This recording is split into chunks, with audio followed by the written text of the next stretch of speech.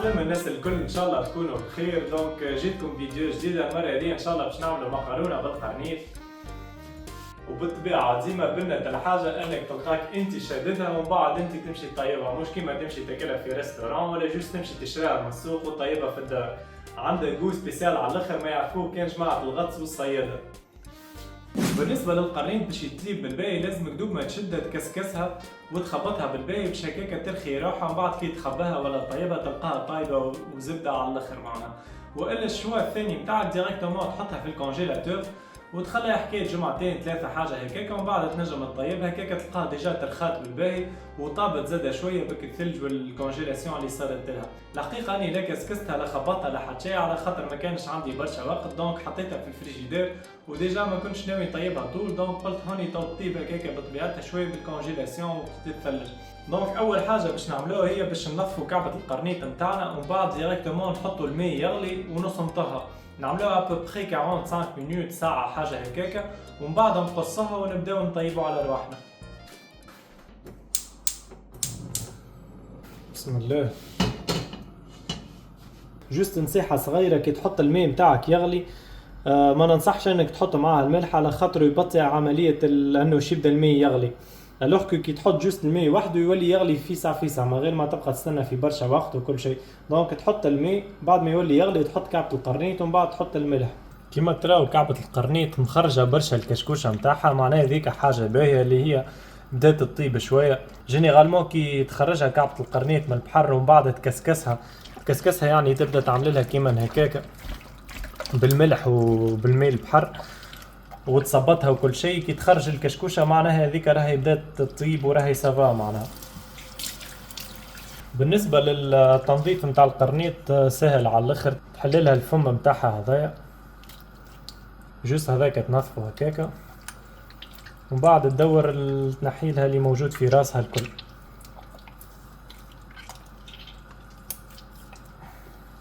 زاد فما العينين متاعها لازم تنحاهم خاطر ما يتاكلوش. بعد ما نظفناها وكل شيء فما حاجه اخرى اللي مش العباد الكل يعملوها، اللي هي القشره متاع الراس هذه. فما شكون يخلاها وفما شكون ينحاها. الحقيقه اني ننصح انكم ديما تنحيها هكا، وهذيك تتنحى تطيش ما تتاكلش. فما عباد ياكلوها الحقيقه ياسر قويه وماهيش باهيه. هكاك نكونوا نظفنا كعبة القرنيط بتاعنا وتوا جاهزة انه باش نبداو نطيبو فيها. شوفوا ما شاء الله على القرنيطة كيف انها كبيرة، فيها كيلو و400 هذه. الماء متاعنا توا حاضر، نجمو نحطو كعبة القرنيط باش تبدا تتسمط. بسم الله. نبداو اول حاجة بالساقين، ما نهبطوهاش في الضربة باش تاخذ الفوم هكاكا معوجين يعني. بسم الله. نكملوا نحطوا الراس نتاع كعبة القرنيط ونحطوا شوية ملح. توا نخليوها 45 مينوت ومن بعد نرجعوا باش نقصها ونبداو نطيبوا. لو طون تحضر كعبة القرنيط نمشيو نبداو نحضروا في لي زانغريديون تاعنا. بالنسبة للثوم الحقيقة اني جو بريفير ديما نقصو بالسكينة باش يبقاو دي كوب كبار شوية، ما خير ملي ترحيه في كل لاباغي. توا كملت قصيت الثوم تاعنا الكل، وكان قاعدين تلاحظوا اللي اني ياسر استعملت ثوم. دونك راس كعبة ثوم كاملة، على خاطر ديما الفرويد مار يعني القرنيط ولا الكالامار ولا الكروفيت حصيل واي حاجة خارجة من البحر ديما تحب برشا الثوم. هذاك علاش ننصحكم ديما تستعملوا برشا ثوم على الفرويد مار، هكاك يزيد يبنن على الاخر. توا باش نبداو نحطو في الفيحة متاعنا، باش نستعمل زوز مغارف صغار متاع قهوة. طب بالنسبة للفلفل الأحمر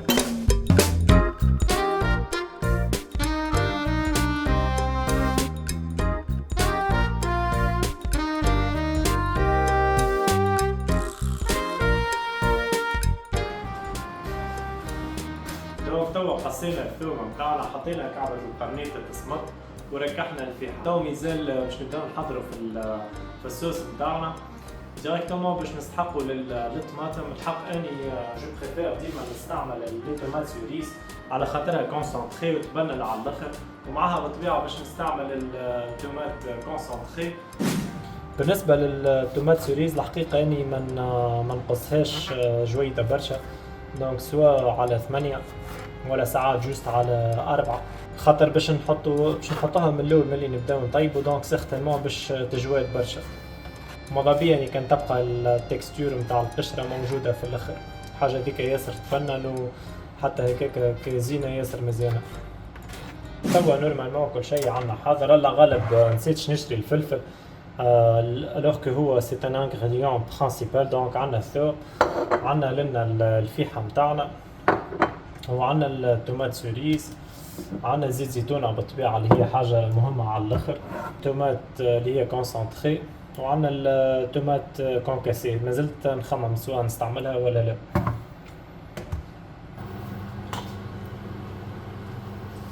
عداو توا 45 دقيقة وسي بون. القرنيطة متاعنا حاضرة، فرشيتها تدخل فيها فاسيلمون، دونك حاجة باهية على الاخر. توا باش نهزو ونقصها، دونك هي عندها 8 صوابع، دونك نقصها بكل صباع وحده، وبعد نبداو نطيبو على رواحنا. وما شاء الله كما قاعدين تراو ياسر القرنيطة طيبة.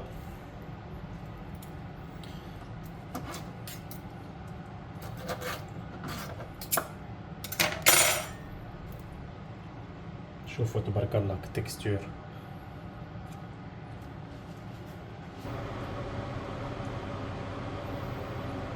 مالوغوزمون كيما قلت لكم بكري اللي نسيت ما شريتش الفلفل، اللي هي الطريقه الصحيحه سونسي. اول حاجه تعملها هو انك تقلي الفلفل، ومن بعد تخرجه وتبدا تقلي في القرنيط نتاعك وتبدا تطيب.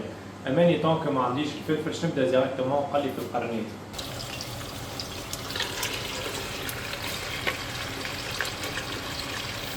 كملوا نحطوا الراس نتاع القرنيطه ونخلطوا كل شيء مع بعض.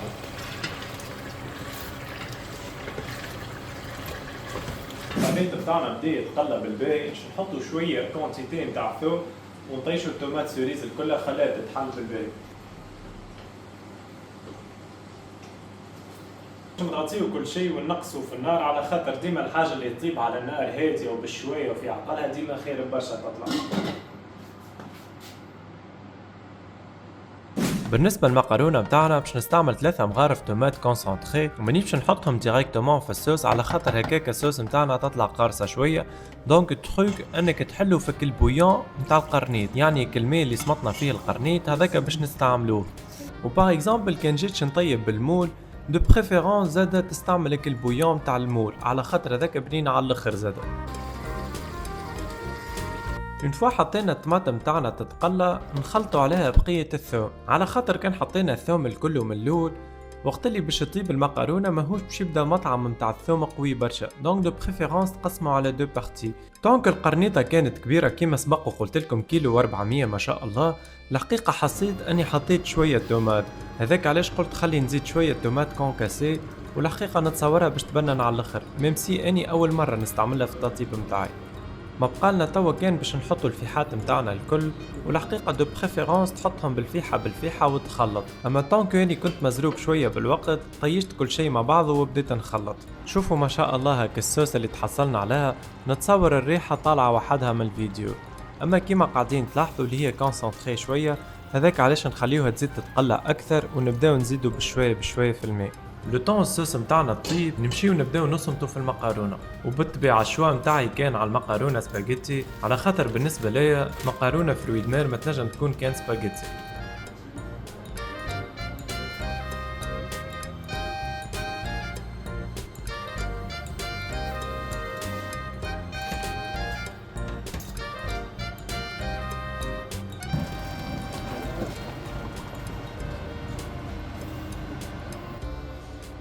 توا يا جماعة نوصلوا لأحسن بارتي تعجبني، واللي هي التخليط متاع الصوص مع المقارونة. وما نحكي لكمش على البنة وعلى الريحة اللي خارجة منها، بالحق ما شاء الله.